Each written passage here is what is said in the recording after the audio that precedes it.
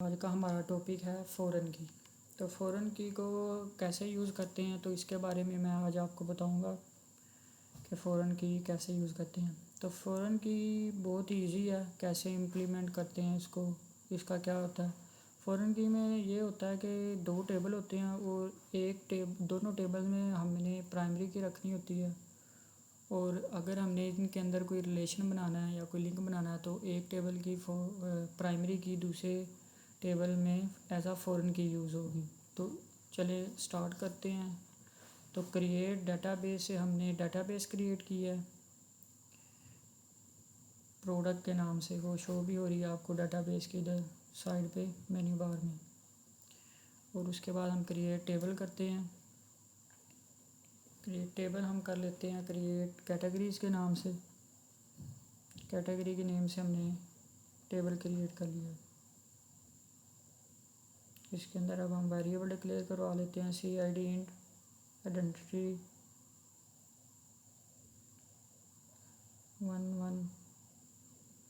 ऊपर रेड हो रहा कैटेगरीज, तो कैटेगरीज आई थिंक मैंने किसी डाटाबेस में यूज़ की हुई है, तो इसको हम कैटेगरी 1 रख लेते हैं।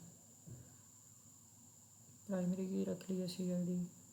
आइडेंटिटी बताता जाऊँ कि ये ऑटो इंक्रीमेंट के लिए होता है। जब हम डाटाबेस में वैल्यूज़ इंटर करते हैं तो अगर हम CID की वैल्यू ना भी लिखें तो वो खुद ब खुद इसको इंक्रीमेंट करता रहेगा। सी नेम से हमने वारचार एक वेरिएबल और ले लिया। वारचार में जो लेंथ है वो 255 मैक्सिमम होती है। और एक और वेरिएबल ले लिया सी लास्ट नेम के नाम से वारचार।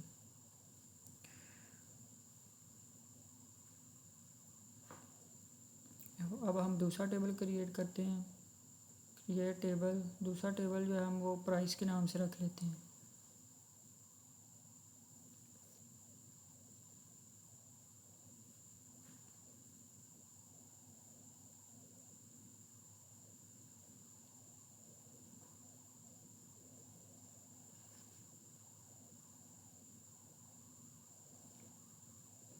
Price PID price ID in primary की इसको रख लेते हैं, क्योंकि दोनों टेबल में प्राइमरी की होना लाजमी है।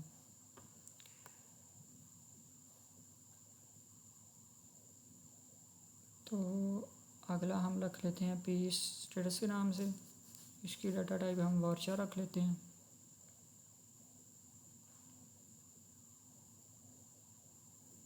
तो तीसरा वेरिएबल पी चेक के नाम से, इसकी भी डाटा टाइप वारचोरी रख लेते हैं।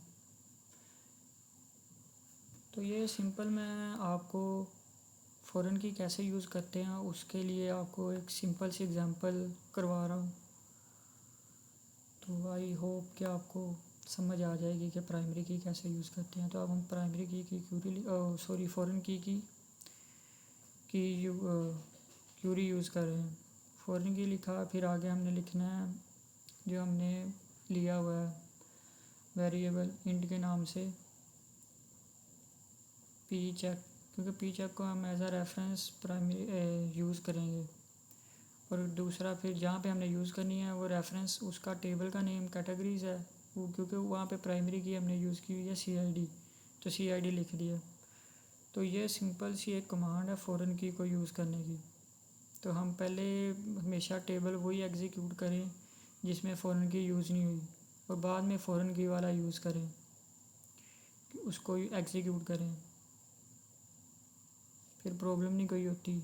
अगर आप पहले फ़ॉरेन की वाला एग्जीक्यूट करेंगे तो वो नीचे एरर दे देगा फ़ॉरेन की का, कि फ़ॉरेन की वाला जिस टेबल में फ़ॉरेन की जिसमें यूज़ की है, जिसका रेफरेंस लिया, वो टेबल पहले एग्जीक्यूट करें, फिर फ़ॉरेन की वाला टेबल एग्जीक्यूट करना है। उसके बाद हम अब कर रहे हैं डाटा इंसर्ट कर रहे हैं, डाटा इंसर्ट कर रहे हैं टेबल में।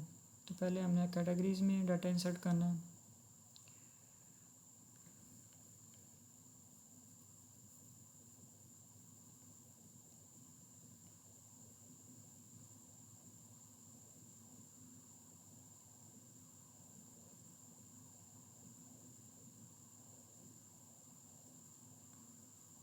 इसके बाद हम प्राइस वाले में डाटा इंसर्ट कर लेते हैं। प्राइस के टेबल में हम डाटा इंसर्ट कर देते हैं और फिर हम इनको एग्जीक्यूट कर लेंगे।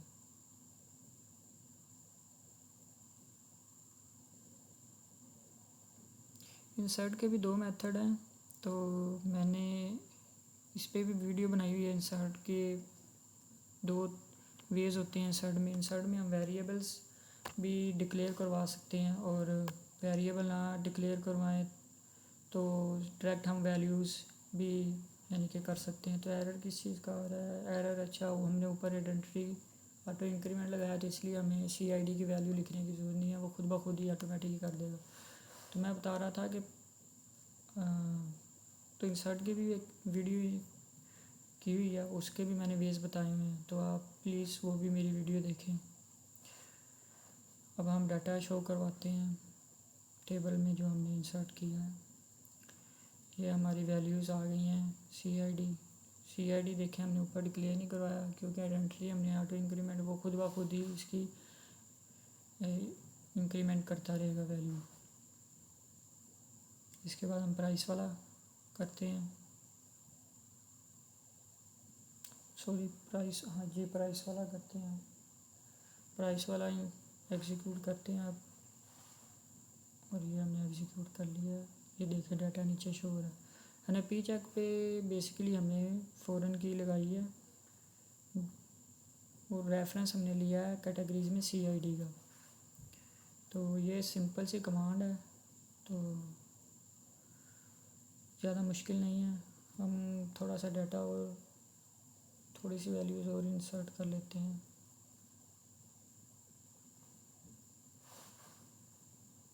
ताकि आपको क्लियर हो जाए।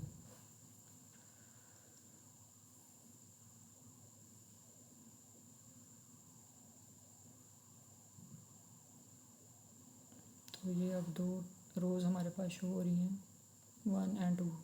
ऑटो इंक्रीमेंट लगा हुआ CID पे, अब 1 और 2 ऑटोमेटिक आ गया। तो अब हम प्राइस वाले में भी थोड़ी सी वैल्यूज़ हम एक रो का इजाफा कर लेते हैं।